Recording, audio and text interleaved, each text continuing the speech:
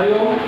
हाँ तो भैया इससे पूर्व में हम लोग जो टॉपिक पढ़े थे उसके आगे हम लोग अभी देखेंगे जो टॉपिक है अपना विजय, बीमारी और व्यापार।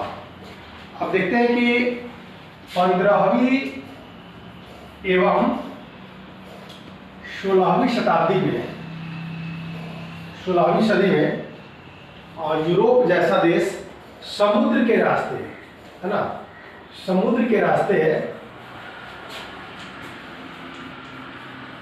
अन्य देशों के साथ जुड़ने का प्रयास कर रहा था, अर्थात अपना व्यापारिक देश वह खोज रहा था, ढूंढ रहा था। दूसरा देखते हैं कि उस समय दो देश बहुत ही शक्तिशाली था इसमें रास्ता खोजने में। जो सबसे पहला नंबर आता है स्पेन का और पुर्तगाल। ये पुर्तगाल यह दोनों सबसे माहिर देश था रास्ता को ढूंढने में। उसके बाद ये यूरोप में आप देखते हैं ब्रिटेन जैसा देश अमेरिका में जाकर के 13 उपनिवेश पर अपना धावा बोल दिया। अर्थात उस समय उपनिवेश बनाने की प्रक्रिया शुरू हो चुकी थी। उपनिवेश बनाने की होड़, या उस समय उपनिवेश बनाने की होड़ लगा था। दूसरा, यूरोप के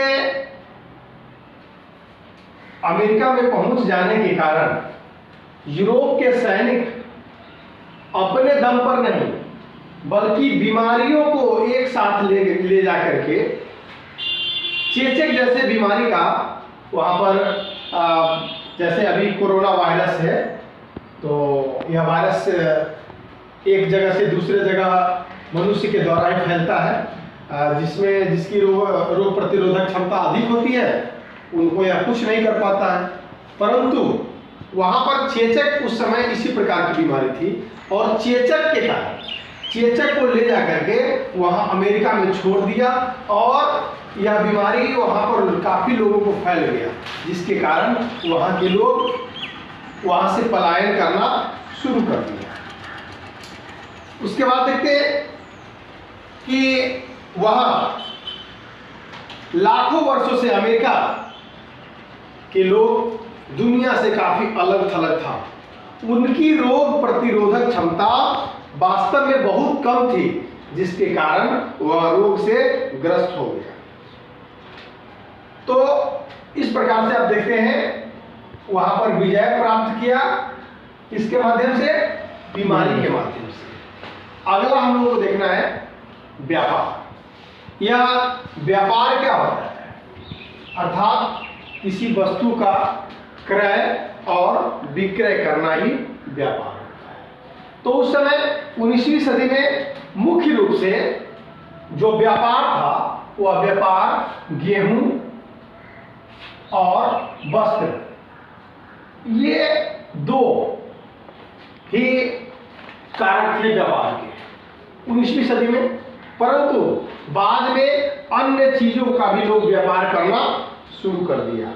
आप देखते हैं कि उस समय तक गेहूं और वस्त्र पर तक ही लोग सीमित नहीं थे, बल्कि मनुष्य का व्यापार करना शुरू कर दिया था, अर्थात जिसको दास व्यापार के नाम से हम लोग जानते हैं। तो इस व्यापार को बढ़ाने में 3 प्रवाह है। व्यापार को बढ़ाने में कितने प्रवाह है? 3 प्रवाह है। अब कहेंगे आचार्य जी प्रवाह क्या होता है? अर्थात उसको बढ़ाने वाला। तो सबसे पहला जो प्रवाह है वह है व्यापार के प्रवाह में आप देखते हैं कि सबसे पहला प्रवाह आप व्यापार को ही मानते हैं। व्यापार जैसे अब तकनीक के माध्यम से व्यापार करना लोग शुरू कर दिए। तकनीक को ले सकते हैं व्यापार में। यहाँ एक जगह से दूसरी जगह जाकर के, जैसे भोजन एक जगह से दूसरी जगह पहुंच गया, उसी प्रकार से अब हम दास को एक जगह से दूसरी जगह लाना शुरू कर दिए। थोड़ा सा हम इसमें तकनीक जोड़ देते हैं, तकनीक के माध्यम से व्यापार करना शुरू कर देगा। दूसरा जो प्रवाह है वह प्रवाह है श्रम का प्रवाह। अब श्रम क्या है, आप देखते हैं कि श्रम में एक स्थान से दूसरे स्थान तक मनुष्य जाते हैं, उसके पीछे कारण है। एक जगह से दूसरी जगह हम लोग क्यों जाते हैं, तो कोई भी व्यक्ति काम की तलाश में एक जगह से दूसरी जगह जाते हैं। यहाँ आप देखते हैं कि लगभग 5 करोड़ लोग यूरोप को छोड़ करके यूरोप से बाहर जाना शुरू कर दिया था, क्योंकि उस समय बेरोजगारी अपने चरम पर था और ऐसी परिस्थिति में लोग विस्थापित होना शुरू कर दिए। और यह तीसरा जो प्रवाह है वह प्रवाह है आपका पूंजी का प्रवाह,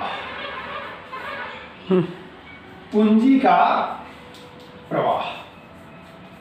जिसके पास अधिक से अधिक पूंजी होता है, अभी के समय में लोग पूंजी से पूंजी ही कमाता है, अर्थात तो पूंजी का इन्वेस्ट करना, पैसा का इन्वेस्ट करना, और इन्वेस्ट के माध्यम से आप देखते हैं कि अधिक से अधिक लोग कमाते हैं। तो अमेरिका जैसा देश इसमें सबसे आगे था। अमेरिका इसमें अपने पूंजी को एक देश से दूसरे देशों में, एक व्यापार से दूसरे वस्तु के व्यापार में फंसाना शुरू कर दिया, जिसके कारण आप देखते हैं कि यह जो प्रवाह है, यह तीनों जो कारक है, व्यापार, श्रम और पूंजी, इसने दुनिया को बदल करके रख दिया।